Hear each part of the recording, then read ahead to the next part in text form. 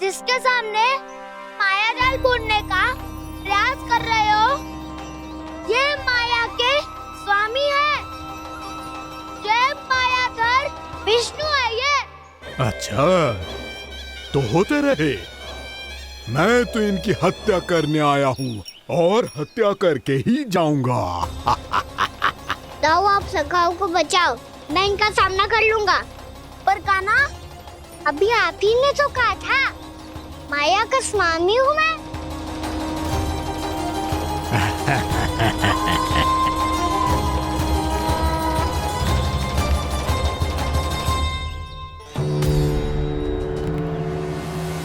ये तो मथुरा का व्यापारी है। इसको अर्थ वो जो था वो सच में छलिया हो तो कहीं वो नंदमोहन तो ना पहुंच गओ। हमें शीघ्र ही गांव जाना पड़ेगा और सबको सावधान करना पड़ेगा। चल।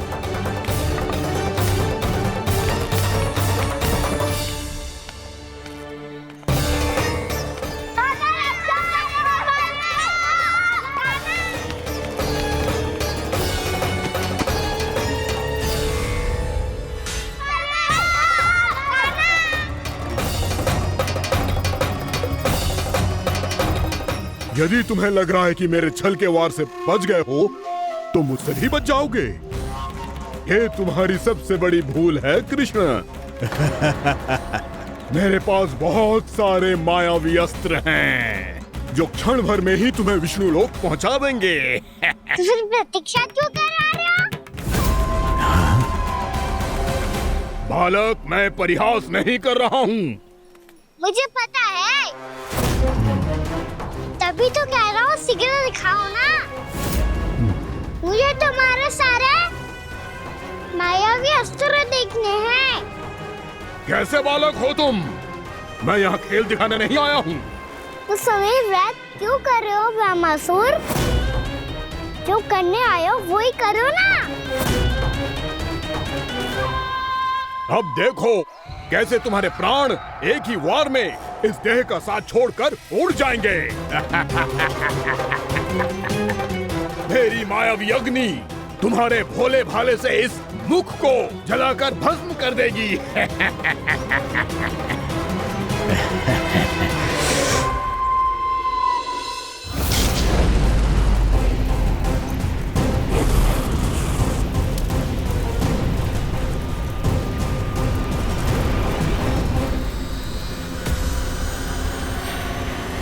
नहीं कह रही हो ब्रह्मासुर?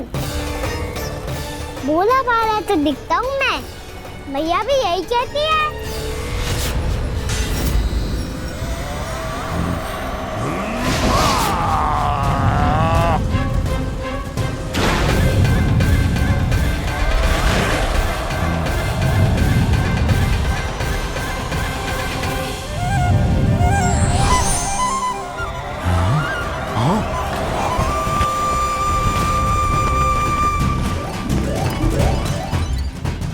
आसन को उपहार देने के लिए बहुत बहुत धन्यवाद ब्रह्मासुर।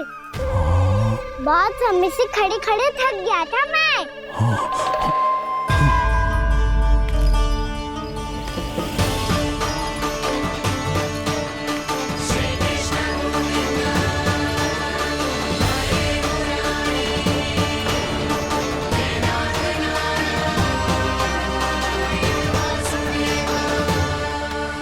अगला अस्त्र दिखाओ ना।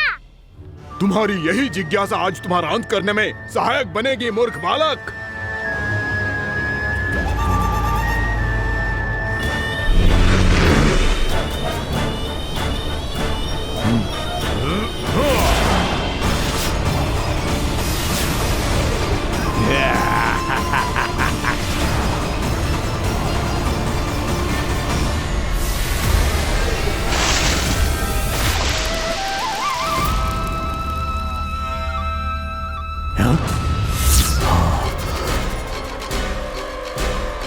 अच्छा, पर प्रक्षालन करना चाहती थे तो पहले क्यों नहीं बताया?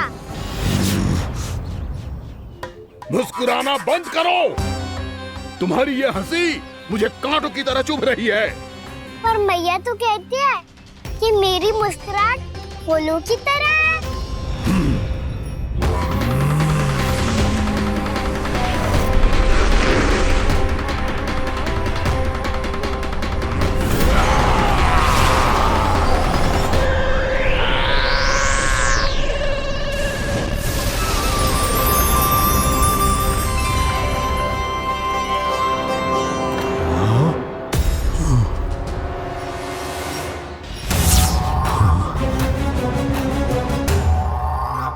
कहा था ना मेरी मुस्कुराहट बिल्कुल इन्हीं फूलों की तरह है।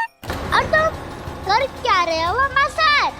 कभी आसन दे रहे हो, कभी पद प्रक्षालन कर रहे हो और अब फूल भी चढ़ा दिया है। तुम मुझ पे वार करने आए हो कि पूजा करने? तुम्हारी पूजा तो मैं अब ऐसी करूंगा कि तुम मृत्यु के बाद भी मुझे भूल नहीं पाओगे बालक।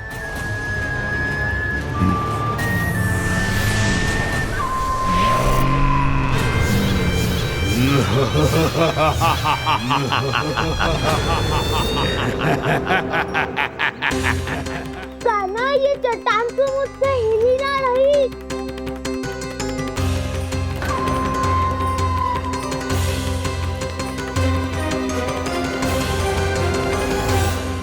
अभी कंदरा के अंदर कुछ क्षणों में ही प्राण वायु समाप्त हो जाएंगे। तुम्हारे सारे सखा एक एक कर अपने प्राण त्याग देंगे और तुम्हारा वध करूंगा मैं।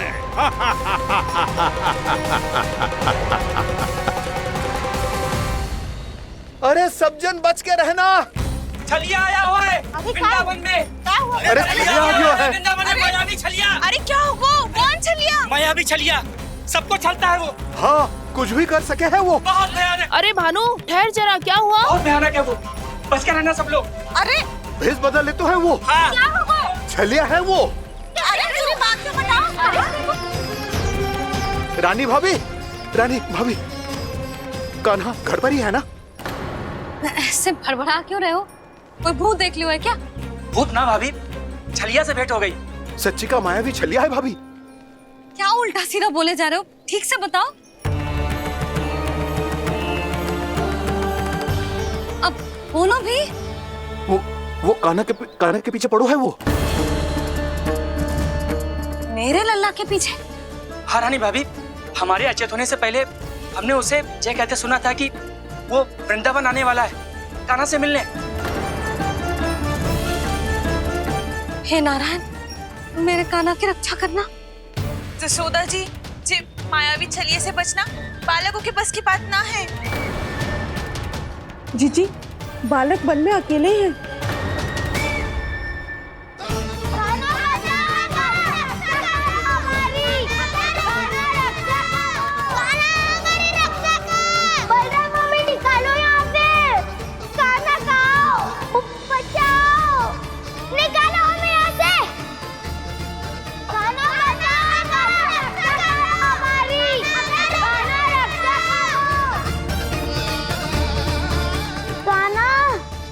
चट्टान तो मुझसे हिल ही ना रही।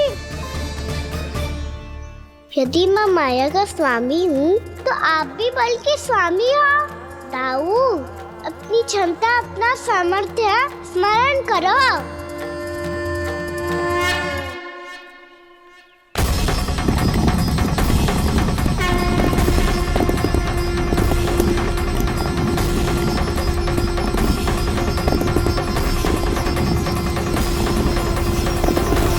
इससे पहले कि वो कंदरा का द्वार खोल के तुम्हारे सखाओं को बाहर निकाले, मैं तुम्हारे प्राण ले लूंगा कृष्ण।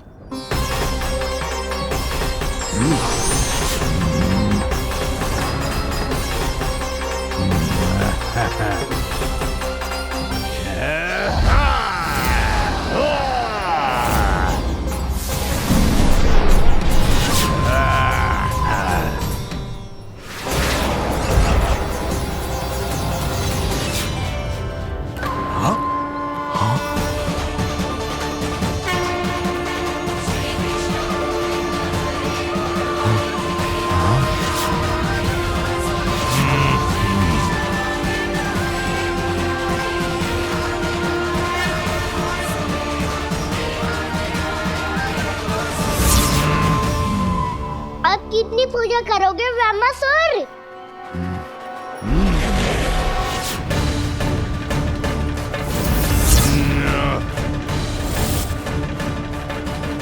प्रभु तो खेल खिला रहे हैं इससे, और ये खेले जा रहा है विवश होकर, उनकी माया से बाध्य होकर।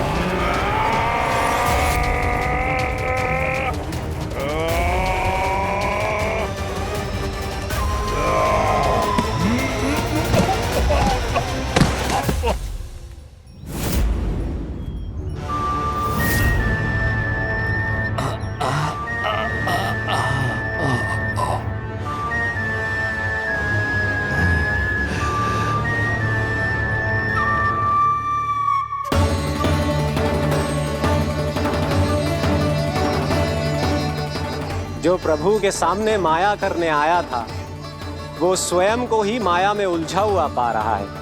नारायण नारायण। लो, अब तो तुमने दंडवत प्रणाम भी कर लिया, माया भी कथा भी उपहार में दे दी। तुम चाहते क्या हो ब्रह्मासुर? मेरी शरण में आना है क्या?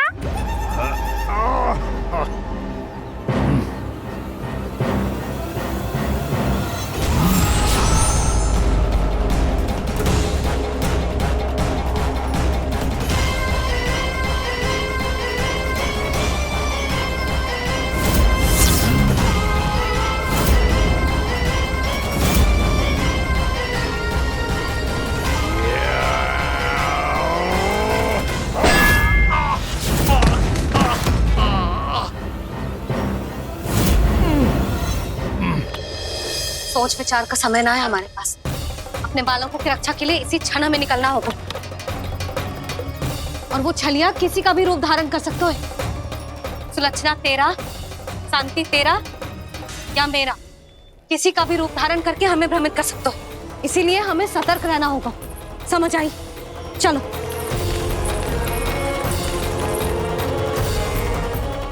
अभी भी समय है ब्रह्मासुर, समझ जाओ। यदि मैया आ गई तो बात गड़बड़ हो जाएगी।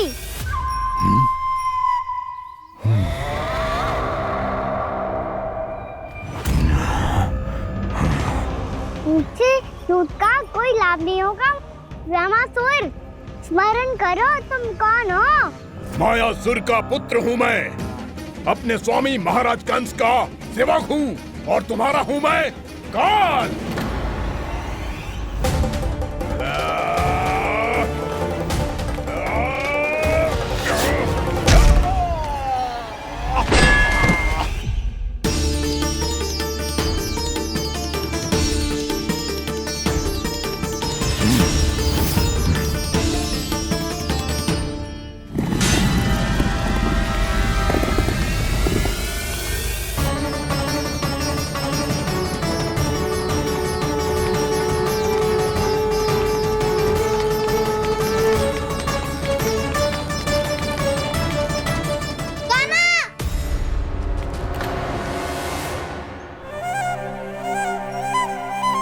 बाबा कहते हैं दुष्टों को पहले बातों से समझाना चाहिए, फिर भी ना माने तो अस्त्र ना उठाना दृढ़ता होती है।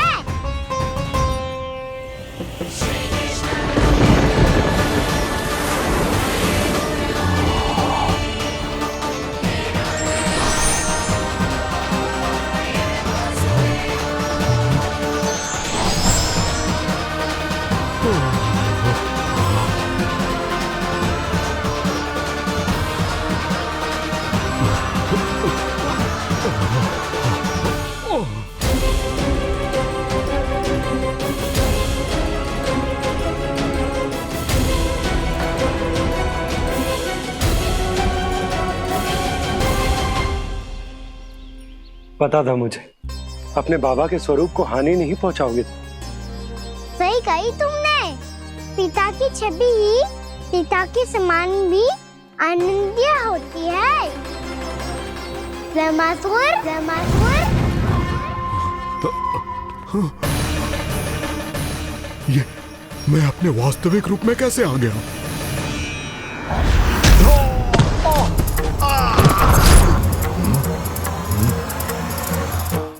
मेरे बाबा का स्वरूप नहीं लेना चाहिए था तुम्हें। मैया ने सिखाया है भूल को क्षमा किया जा सकता है, पर जानबूझ के किए गए अपराध के लिए दंड ही एकमात्र निकाल होता है। ये बार बार अपनी मैया का नाम ले रहा है। यदि मैं वो स्वरूप लूं तो अपनी मैया पर वार नहीं कर पाएगा ये।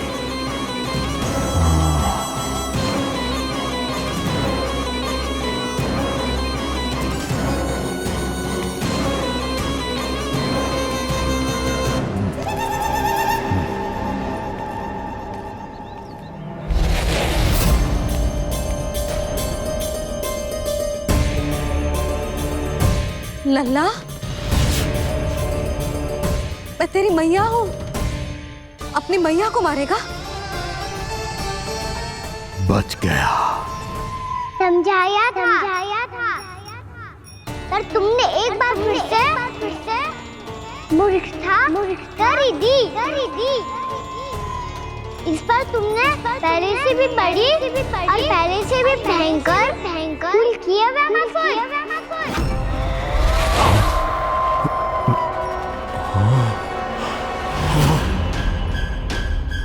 ये क्या हो रहा है मुझे? बार बार मेरा रूप क्यों बदल रहा है? ममता को समझे बिना अधिक समय तक मैया का स्वरूप हरण करके नहीं रख पाओगे ब्रह्मासुर।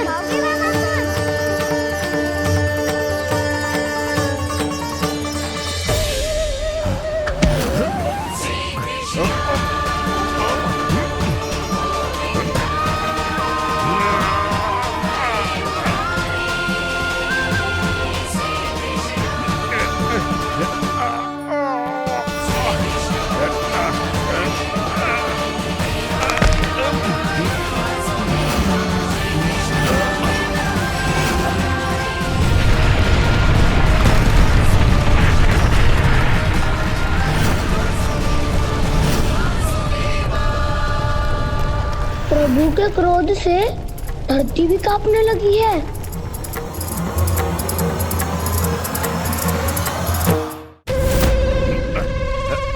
पुत्र को मारने के उद्देश्य से एक मां का रूप लिया तुमने। ये ममता का और मेरी मैया का घोर अपमान है ब्रह्मासुर।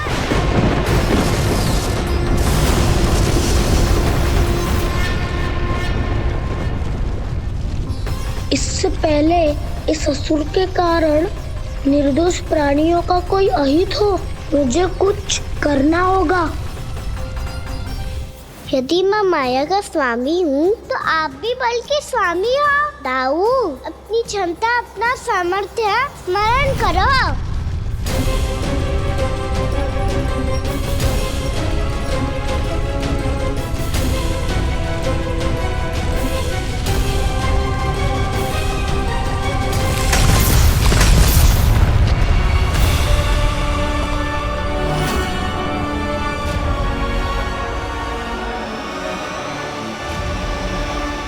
अद्भुत बलदाऊ, अद्भुत।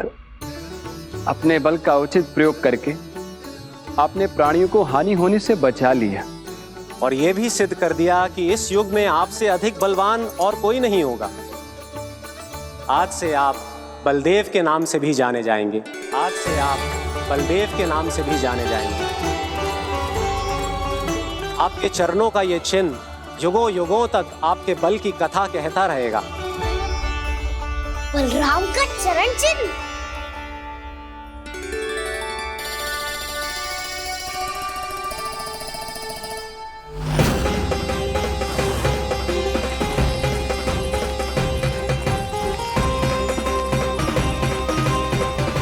मेरी माया से आज तक कोई नहीं बच पाया है। एक बार मुझे छोड़कर देखो, फिर पता चलेगा कि मैं हूँ कौन। पहले ये तो देख लो कि मैं कौन हूँ।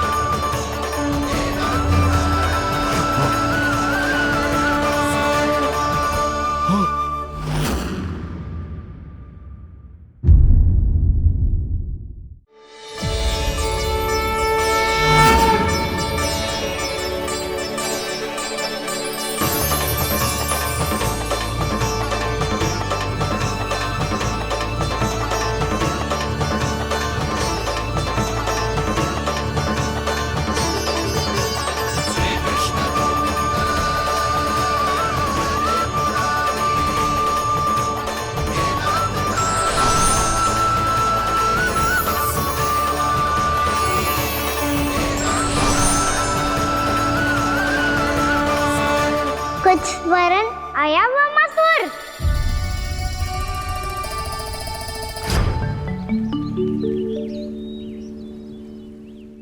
बहुत समय पहले की बात है, बहुत बड़े भूमाकर राज करते थे तुम्हें महान राजा भीमम के नाम से जाना जाता था।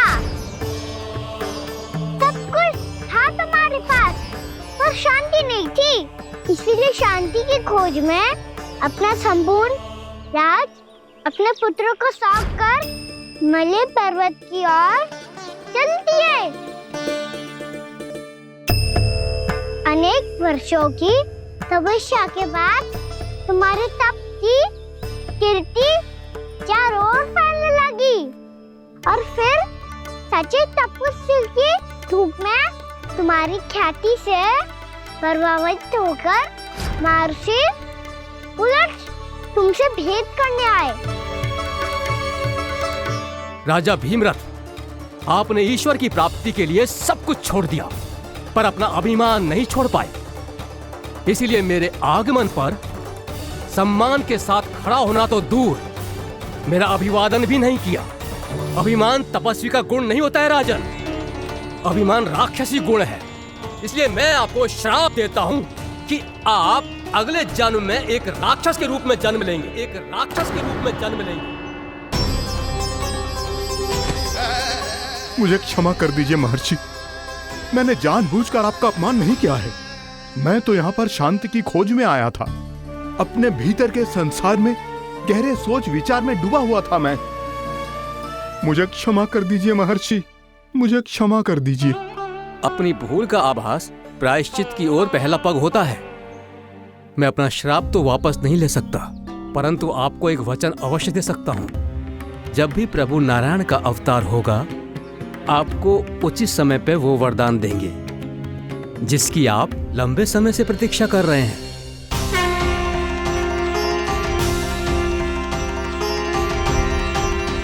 प्रभु, आपने मेरी आंखें खोल दी। अब मुझे पता चल गया है कि आप कौन हैं और मैं कौन हूँ। इसलिए आप मुझ पर कृपा करके अपने चरणों में स्थान दे दीजिए। मुझे वो शांति प्रदान कीजिए जिसकी खोज में मैं वर्षों से भटक रहा हूँ। शांति तो मोक्ष में ही है, इसीलिए मैं तुम्हें मोक्ष का वरदान देता हूँ।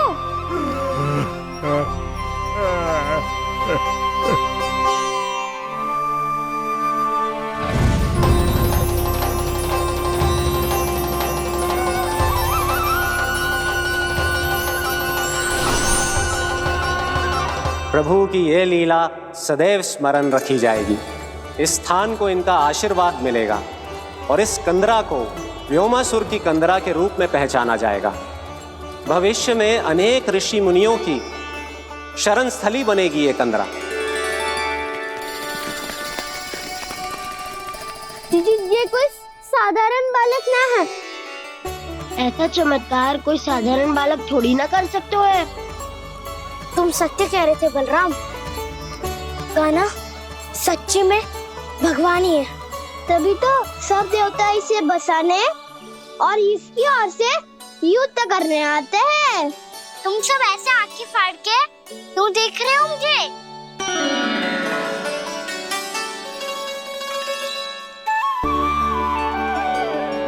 बलराम, तुम बलवान हो और कान्हा भगवान है। दूर दूर तक कोई दिखाई ना दे रहा है, ना जाने किस हाल में होंगे बालक। कहीं हम ही तो मार्ग ना भटक गए शीघ्रता के चक्कर में। अब तो एक पग भी ना चलो जा रहे हो। जल, किसी के पास जल है क्या? कंठ तो मेरा भी सूख रहा है मौसी।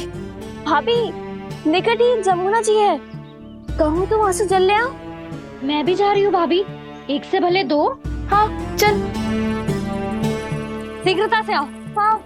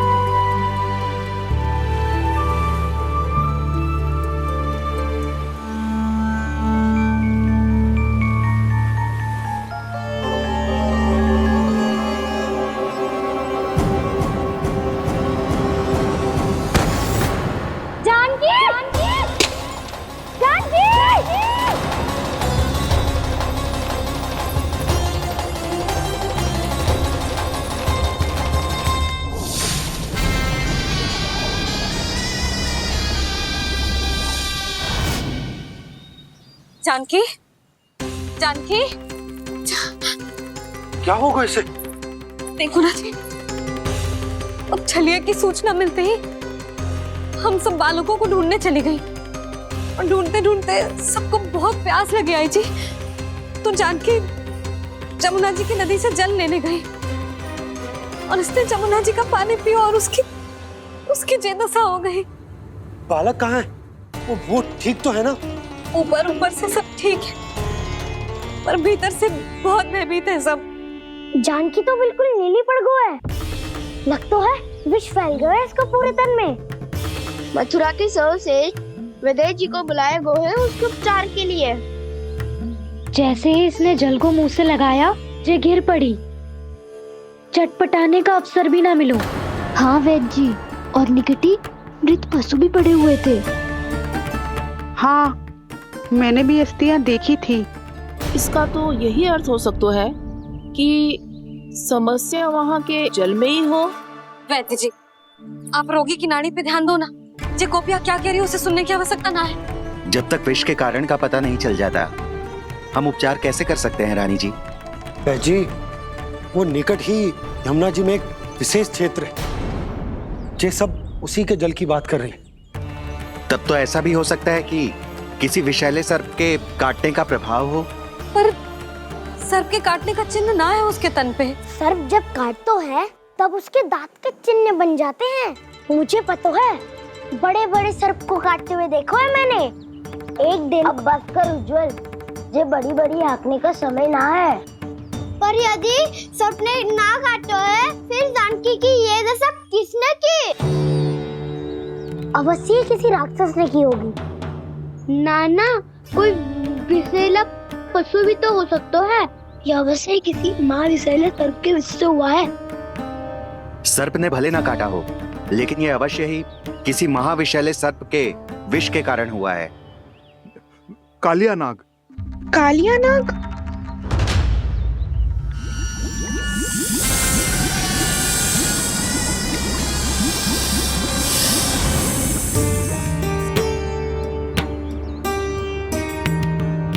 संकेतों से तो ऐसा लगता है कि जानकी ने कालिया नाग के क्षेत्र के विशाल जल पी लियो है। कालिया नाग एक लोक श्रुति है, कल्पना में गढ़ी हुई एक कथा, और कछु ना है। हमें जाके पता लगाना पड़ेगा। पर हमें वहां जाने से मना किया है ना बड़ों ने। उज्जवल सही कह रहे हो है। इस समय जानकी के स्वार्थ से अधिक महत्वपूर्ण और कछु ना है। जानकी हमारे लिए ही जलाने गई थी जी, ना मैं उसे जाने देती ना जैसा वो तो।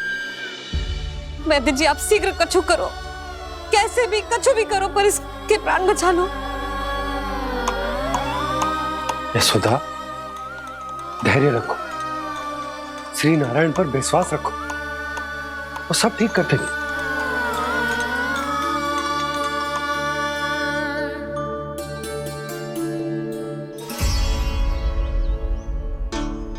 विष की काट की मेरे पास जितनी जड़ी बूटी थी मैंने सब अर्क बना के पिला दी, पर इसकी दशा में अभी तक कोई सुधार नहीं दिख रहा है। यह अंतिम जड़ी बूटी है, अगर इससे भी चमत्कार नहीं हुआ तो फिर जो नारायण की इच्छा।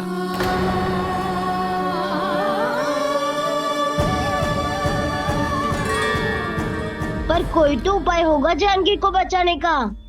कान्हा, यदि तुझे किसी औषधि के बारे में पता है हमें बता दे, हम जाके ले आएंगे।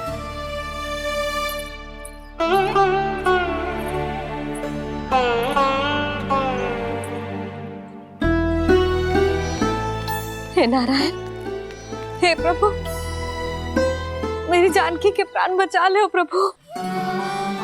मैं तो मैं अपने आप को कभी क्षमा न कर पाऊंगी। ये सारी मेरे ही कारण बनाई थी।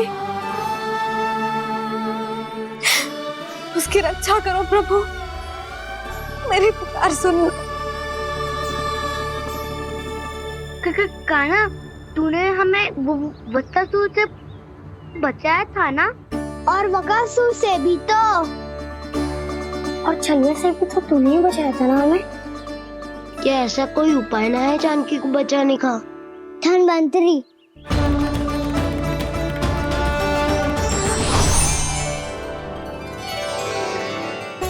मैं आ गया हूं प्रभु, चिंता मत कीजिए,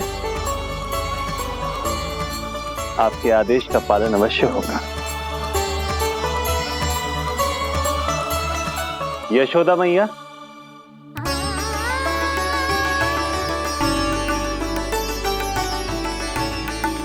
मैया आपको कोई पुकार रहा है।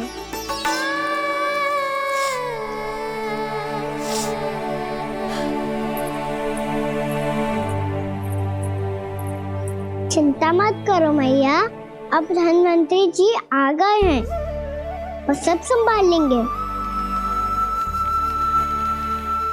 धन्वंतरी जी कौन है? जिन्होंने संसार का आयुर्वेद दिया, आरोग्य के देवता, वे श्री नारायण के अवतार।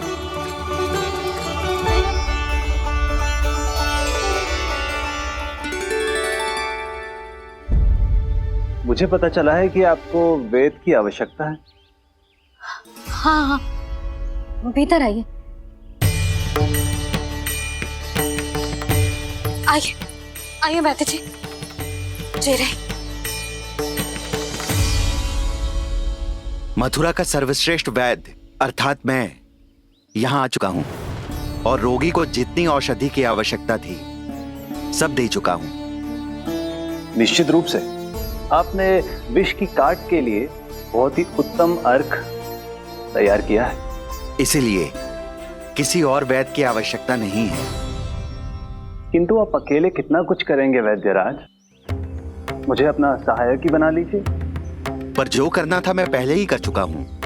हाँ, वो तो आप कर चुके हैं, बस रोगी के तन से विष निकालना शेष है ना वैद्यराज? हाँ हाँ, बस वही शेष है। इनके रक्त को विष रहित करने में मैं आपकी सहायता करूंगा। पहले ये संजीवनी मानी जाने वाली इन लाल फूलों की बूटी को भी घिसना है ना?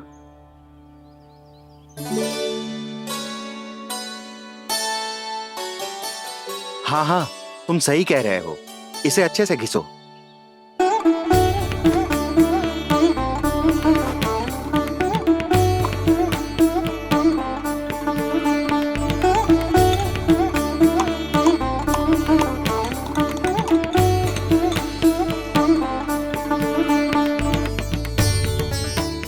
ये नीले फूलों को भी तो मिलाना है ना? हाँ हाँ, अच्छे सहायक बन सकते हो तुम, ऐसे ही श्रम करते रहो।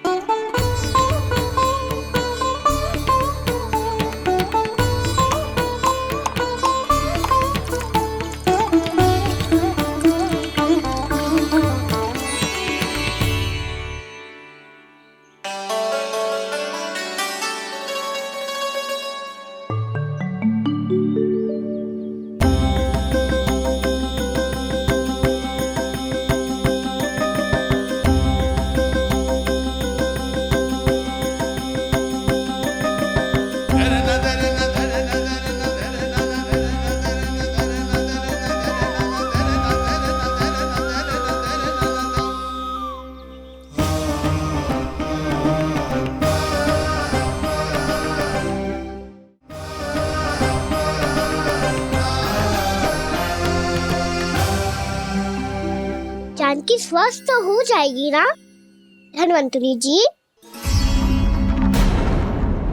धन्वंतरी? प्रभु, अब मैं क्या करूं? आपने तो स्वयं ही मेरी पहचान उजागर कर दी। जी क्या करो कान्हा? आप सब ऐसे क्यों देख रहे हो? मैया कहती है ना, सभी वेद धन्वंतरी जी का ही रूप होते हैं। वाह कृष्णा, चतुर तो हो तुम। वैसे वास्तविक धन्वंतरी मैं हूँ। मेरा अर्थ है वास्तविक वैद्य मैं हूँ। ये तो मेरा सहायक है, मुझे पूरा विश्वास है बिल्कुल ठीक हो जाएगी। वैसे ही थोड़े ना मुझे मथुरा का सर्वश्रेष्ठ वैद्य कहते हैं लोग।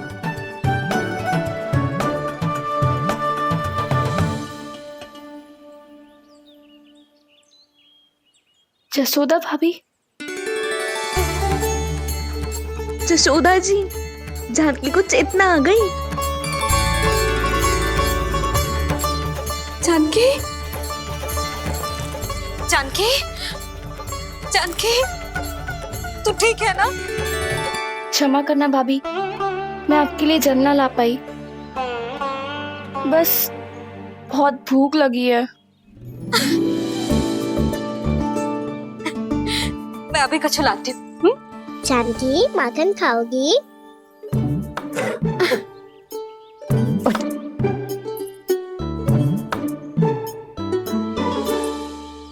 आजा, तू ही खिला दे लल्ला।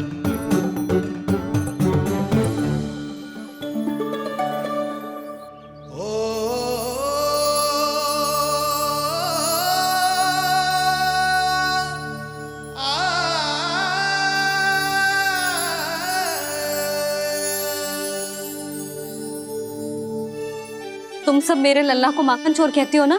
आज देखो, अपना ही माखन जानकी को खिला रहे है।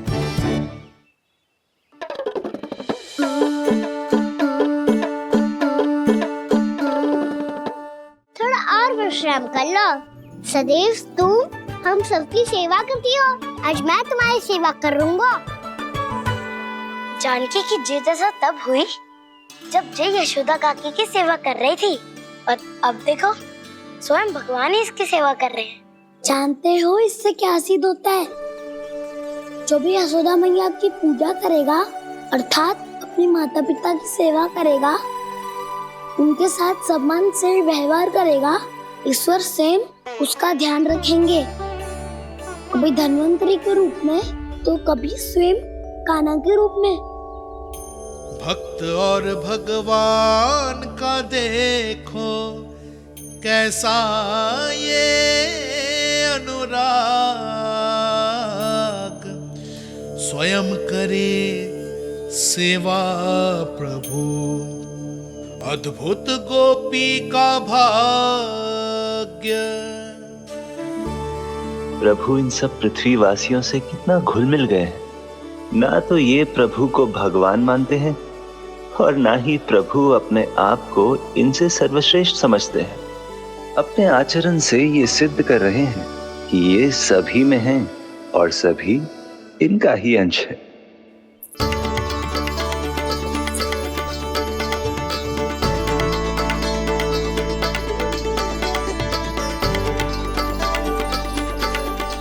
प्रभु,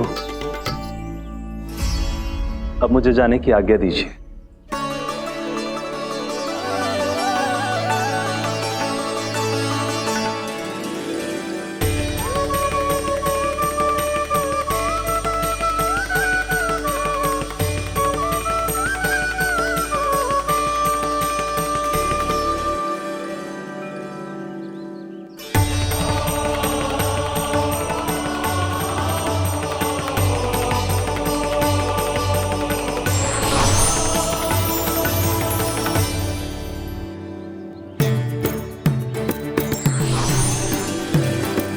कान्हा ने तो सच्ची में धन्वंतरी जी को बुला लिया था।